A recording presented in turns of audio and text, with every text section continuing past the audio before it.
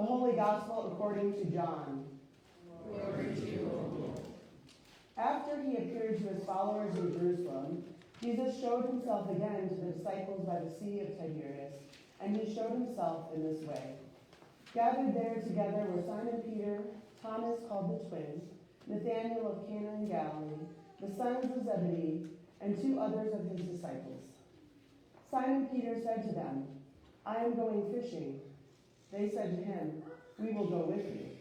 They went out and got into the boat, but that night they caught nothing. Just after daybreak, Jesus stood on the beach, but the disciples did not know that it was Jesus. Jesus said to them, "Children, you have no fish, have you?" They answered him, "No." He said to them, "Cast the net to the right side of the boat, and you will find some."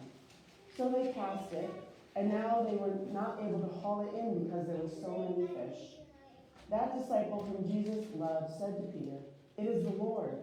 When Simon Peter heard that it was the Lord, he put on his outer garment, for he had taken it off, and jumped into the sea. But the other disciples came in the boat, dragging the net full of fish, for they were not far from the land, only about 100 yards off. When they had gone ashore, they saw a charcoal fire there with fish on it and bread. Jesus said to them, "Bring some of the fish that you have just caught." So Simon Peter went aboard and hauled the net ashore, full of large fish, 153 of them, though there were so many the net was not torn. Jesus said to them, "Come and have breakfast." Now none of the disciples dared to ask him, "Who are you?" because they knew it was the Lord. Jesus came and took the bread and gave it to them, and did the same with the fish. This was now the 3rd time that Jesus appeared to the disciples after he was raised from the dead. When they had finished breakfast, Jesus said to Simon Peter, "Simon, son of John, do you love me more than these?" He said to him, "Yes, Lord, you know that I love you." Jesus said to him, "Feed my lambs." A second time he said to him, "Simon, son of John, do you love me?" He said to him, "Yes, Lord, you know that I love you." Jesus said to him, "Tend my sheep." He said to him the 3rd time, "Simon, son of John, do you love me?" Peter felt hurt because he said to him the 3rd time, "Do you love me?" And he said to him, "Lord, you know everything. You know that I love you." Jesus said to him, "Feed my sheep. Very truly, I tell you, when you were younger, you used to fasten your own belt and to go wherever you wished. But when you grow old, you will stretch out your hands, and someone else will fasten a belt around you and take you where you do not wish to go." He said this to indicate the kind of death by which he would glorify God. After this he said to him, "Follow me." The Gospel of the Lord. Praise to you, O Christ. You may be seated. And now invite Hannah forward to share her statement.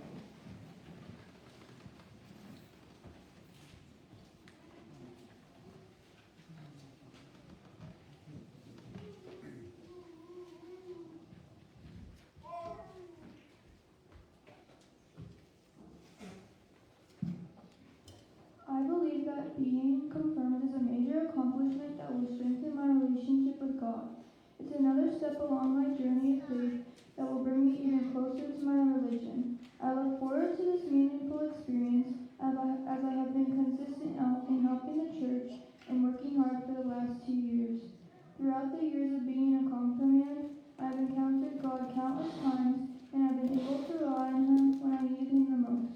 I feel free to speak to Him when I can't to others, and trust that He is there to protect me through difficult times.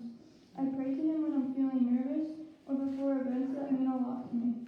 My development of faith was mainly impacted by my Oma, as she was the one who introduced my family to a religious faith.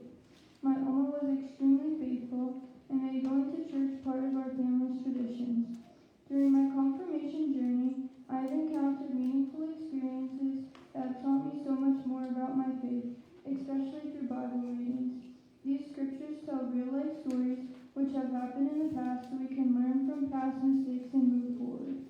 Through each reading, a new lesson is taught and gives me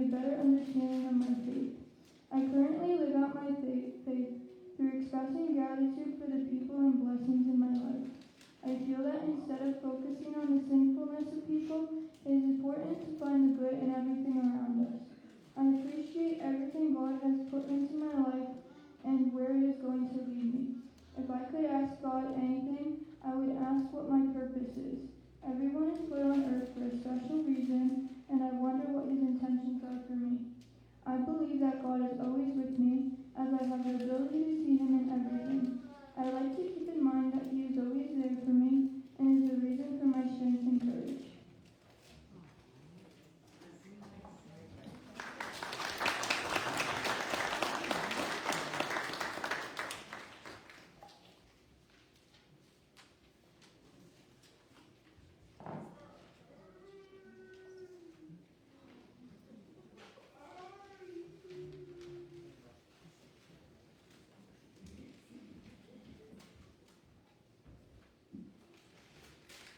I would like to make my confirmation to follow through on my commitment to God and to live my life with my belief to God, and I see God in life daily by looking up to the sky and seeing Him in the clouds.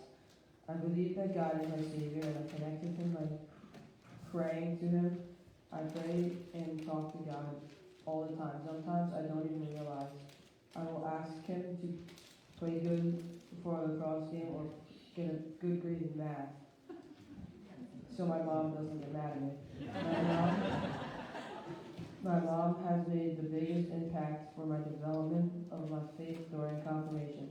She brings me to church and we get to spend time together during the service, and even though every weekend she asks if I want to go to breakfast afterwards, I always say no. She is always here for me. We sing and joke during service, and it is a special time for us. We try to come every weekend, but sometimes I have lacrosse or I'm just tired, so my mom lets me sleep instead. If I could ask God one question, I would ask Him, why is there evil in the world? I think His response would be so that there is evil in the world, so the good people stand out. Looking back at my time during confirmation class, the time that sticks out to me the most was the one class where we were we were drinking water, and Lauren somehow got a water bottle stuck behind the refrigerator, and we tried to get it out. We used tongs, and then the tongs got stuck. It was just something that was funny, and it was a nice memory. I'd also like to serve during worship. It makes me proud to stand up in front of the congregation.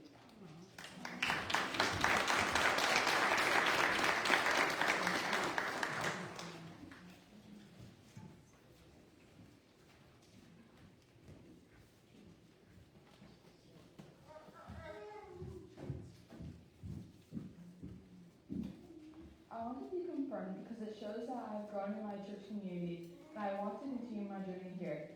Confirmation class has taught me about teachings of the church, and making my confirmation is a way of showing that I want to be a full member of the church. I've actually not seen God during my confirmation journey, but I rather felt Him and have been shown Him through other people. The support of the congregation has helped me know that God is present in my life. My biggest supporter is Miss Diane. She's always cheering us on, challenging us to be better members of the church, and helping us fulfill all the requirements of confirmation. Miss Elaine and Pam also have been supporting my journey from when I was in Sunday school and helped teach me along the way. My grandfather was a huge part of my journey. Being confirmed, he always went to church with me since I was little. The reason I started being an usher during service was help me feel like I was important part of Sunday service. This church I've grown up in, and the church I will continue to grow in as I'm older. Even with all the challenges I look forward to in life, going to church with everyone in this room will be a constant for me. Even when life changes, I always have the support and guidance from this church to help me be the person I am meant to be. For me right now, God feels like I'm not alone in this world, challenges every day. I believe that God has changed me for good, and I am hopeful that He will continue to guide me into the person I'm meant to be. My favorite part of confirmation class has been sharing food with everyone each Sunday. Most Sunday nights, one of us shows up with snacks to share. While it may seem silly, it leads to laughter and just enjoys each other's company. The three of us have been in confirmation class for 2 years, but before that, we were in Sunday school and have been friends for many years. I have enjoyed the time together, and I look forward to our future as friends. Miss Sam always told us that we run Sunday school on a wing and a prayer, and just hope that we teach our kids to be good humans. I feel like I have learned to be a good human, and I have tried to live my life that way. I'm not perfect, but I think I am a good friend and try to be good to others. I have tried to take care of the earth God gave us and care for the people in my life. If I could ask God any question, it would be, who will I be, who I will grow up to be? He would probably respond that I will be the person who will be true to themselves and others, not be rude. I will also always know how to help someone when they might not show they need help, but they do actually need it. Life does not always go how you might want it to, but God knows how it's supposed to go, and He'll make sure it will happen that way.